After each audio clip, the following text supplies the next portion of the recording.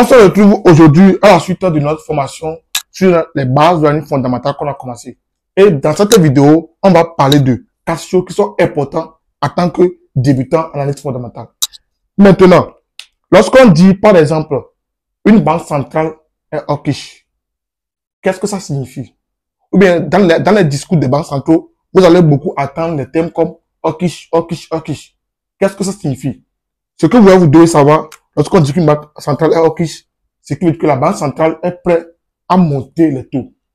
C'est pourquoi j'ai écrit ici hausse des taux. Est-ce que c'est clair? Je répète encore. Lorsqu'on dit qu'une banque centrale est hawkish, ou bien dans les discours des banques centrales, vous allez attendre que oui, nous sommes hawkish et tout. Ça signifie que la banque centrale est prête à augmenter les taux d'intérêt. Et c'est quoi un taux d'intérêt? J'ai déjà fait une vidéo précédente. Donc, lorsqu'on dit hawkish, ça veut dire hausse des taux d'intérêt. Bien maintenant, lorsqu'on la banque centrale augmente les taux d'intérêt, quelles conséquences ça aura sur la devise et sur la monnaie? Comme conséquence, la monnaie va prendre de la valeur. C'est que lorsqu'on augmente les taux d'intérêt, la devise aura tendance quoi, à prendre de la valeur.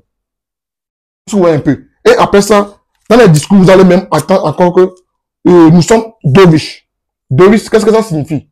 Ou bien dans les rapports des banques centraux, vous allez dire que actuellement nous avons un taux dovish. Automatiquement, en tant que trader débutant, ou bien en tant que trader professionnel, qu'est-ce que toi tu peux noter? Automatiquement, ça veut dire qu'on veut baisser les taux d'intérêt. La banque centrale est prête à baisser quoi? Les taux d'intérêt. Si elle maintenant baisser les taux d'intérêt, quelles conséquences ça aura sur la devise? Ici, la devise aura tendance à perdre de la valeur. Autrement dit, la devise va chuter.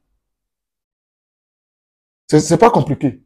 Lorsqu'on dit devise, ça veut dire que la banque centrale est prête à baisser les taux d'intérêt. Conséquence, la monnaie va perdre de la valeur, ou bien la monnaie va chuter. J'espère que c'est clair. Tiens, maintenant, après ça, il y a encore deux notions qui sont très importantes. Lorsqu'on dit risk on, risk off, qu'est-ce que ça signifie? Parce que premièrement, avant d'analyser un marché, dans vue fondamentale, tu dois te poser la question, quel est le sentiment du marché? Lorsque tu te poses la question, quel est le sentiment du marché, tu veux savoir, est-ce que nous sommes dans un risque on ou bien est-ce que nous sommes dans un risque off? C'est très important. Ce que je vous montre là, ce sont juste les bases de l'analyse fondamentale. Parce que lorsqu'on dit l'analyse fondamentale même, c'est profond. Mais en tant que trader professionnel débutant, vous devez avoir les bases là. Si moi je suis capable d'aujourd'hui de prédire les annonces économiques, c'est pas parce que je suis un grand fondamentaliste, non. C'est parce que j'ai les bases. Vous voyez un peu. Tiens, maintenant, lorsqu'on dit que le sentiment du marché est un risque on, qu'est-ce que ça signifie? Ça signifie que les gens veulent prendre du risque.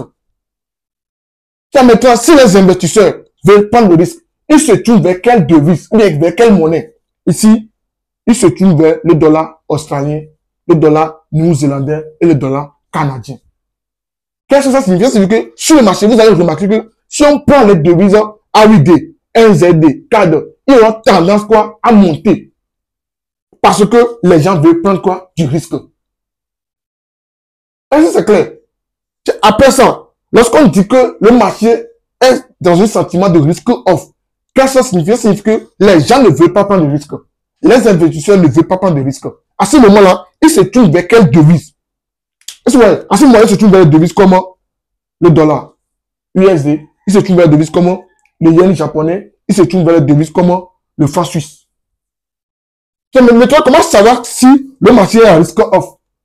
Premièrement, vous allez voir les devises comme l'USD, JPY et le franc suisse auront tendance quoi à prendre de la valeur. Mais avant de savoir même que nous sommes dans une risque off ou risque on, il y a d'autres éléments. Mais en tant que dans cette vidéo, vous allez vous contenter sur les devises là pour savoir si vraiment nous sommes dans un risque off ou bien nous sommes dans un risque on. Ça va vous aider à augmenter votre rentabilité en trading. On se retrouve très bientôt dans une prochaine vidéo. Ciao.